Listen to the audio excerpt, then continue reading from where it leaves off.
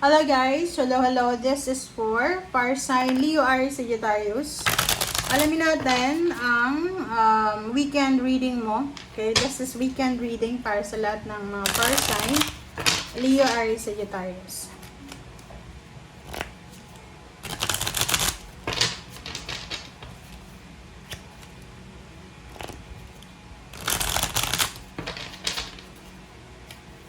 Alright. Okay, first card natin is number 25, number 7, which is the clouds. Okay. And, wow, bakit ganun? Okay, so this is 7 of spade and 9 of pentacles. So, sinasabi ng bara sa'yo dito na fire sign Leo, Aries, Sagittarius, there's an incoming news na paparating sa'yo. There's an incoming news na posibleng magdadala sa'yo ng sobrang kaligayahan. So, yung iba sa inyo dyan, there's parang financial message, message about money, about promotion, salary increase, about your family members, or yung iba sa inyo dyan, it's all about kids, child, about relatives and friends. Okay. So, marami kang matatanggap na balita, communication, chat, or anything na magbibigay sa'yo ng happiness and excitement.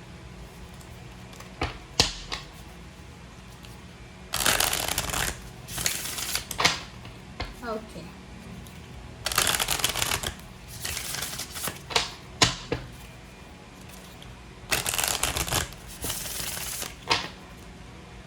Fire sign Leo, Aries, Sagittarius.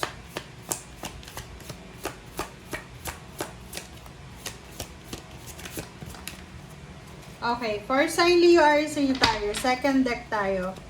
Number 41, positive affirmation and family. Yun. Nakikita ko sa'yo dito yun. Kaya lumabas yung first two cards mo na to kasi meron ditong fire signs, especially yung Leo siguro, or yung Aries, or even Sagittarius. Lahat kayo na zodiac sign. You're having an issue with your family. So, medyo nagpapanik ka, nag-worry ka sa family members mo. So, like for example, kung parents ka, nag-aalala ka para sa anak mo. If you're anak naman, you're having an issue with your parents, or with your siblings, or with your family, or yung loved ones mo. So, sinasabi ng barasa nyo dito na today, this weekend, importante yung pagiging positibo. Okay? Kasi, ang mundo ngayon ay sobrang gulo na. Okay? Ang gulo ng mundo natin. So, ang magagawa daw natin ngayon, fire sign Leo, Aries, Sagittarius, is maging positibo tayo. Manatili tayong positibo, especially sa araw-araw natin ginagawa. Kasi parang, ang nakikita ko siya dito, sobrang pag-aalala. Nag-aalala ka sa, either sa anak mo, babaeng anak, or lalaking anak. So, be positive lang, okay? Be positive, be grateful, be thankful, be brave sa lahat ng mga iniisip mo sa ngayon na negative. Alright, so, fire sign.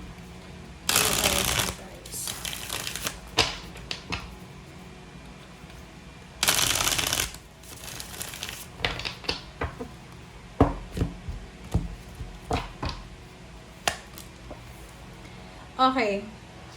10 of Wands. 2 of Cups. Okay. Strength and High Priestess. So, kung makikita mo dito, sobrang busy ka. Kumbaga, sa relationship, fire sign, sobra kang workaholic sa relationship. Kumbaga, ikaw yung nagdadala ng relationship nyo.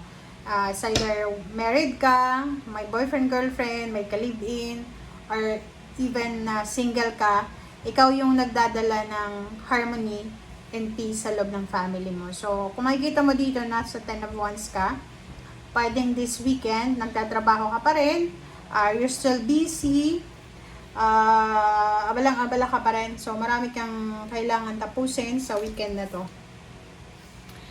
Yung relationship mo, sinasabi ng bara sa'yo na there's a hidden blessings na posibleng darating sa relationship mo.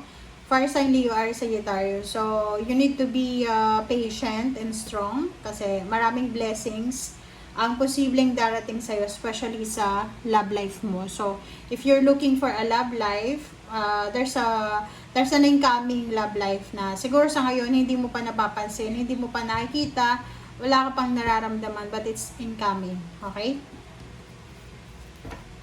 Okay, 10 of Wands.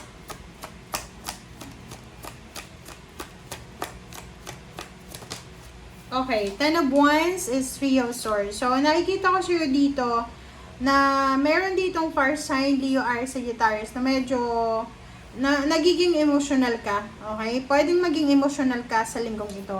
Medyo because of pagod. Normal yan, guys, ha?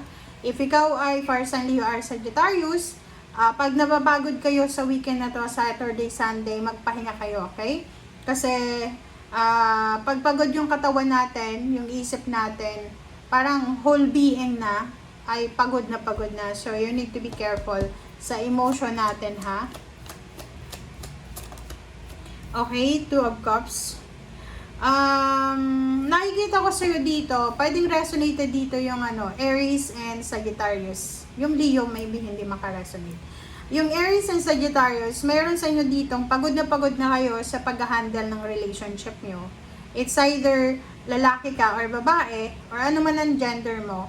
Ilang beses mo nang pinatawad yung partner mo because of cheating, because of third party, and then ngayon, parang sinasabi mo na kahit masakit, kahit nakakasira ng peaceful mind mo, kailangan mo nang umalis sa direction na yan. So, nakikita natin dito na may possible na breakup, may paghihiwalay, or mayroon dito na posibleng decision na posibleng gagawin ng couple na yan.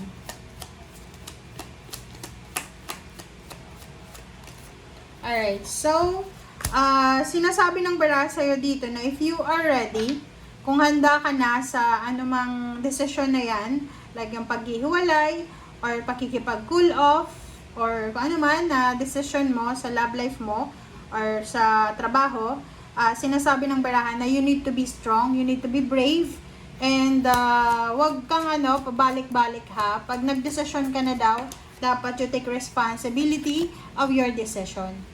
Diba? Sinasabi ng baraha sa'yo dito na huwag kang mag-alala, fire sign Leo, Aries, Sagittarius, because after the heartbreaks, after the pain and heartaches, after ng betrayal, there's a good news, happy news, na posibleng darating sa'yo na worth celebrating. Kumbaga, gano'n naman talagang buhay. May mga problema, after ng problema, maayos din. So, magiging maayos din ang lahat. Okay? Thank you, guys. Bye!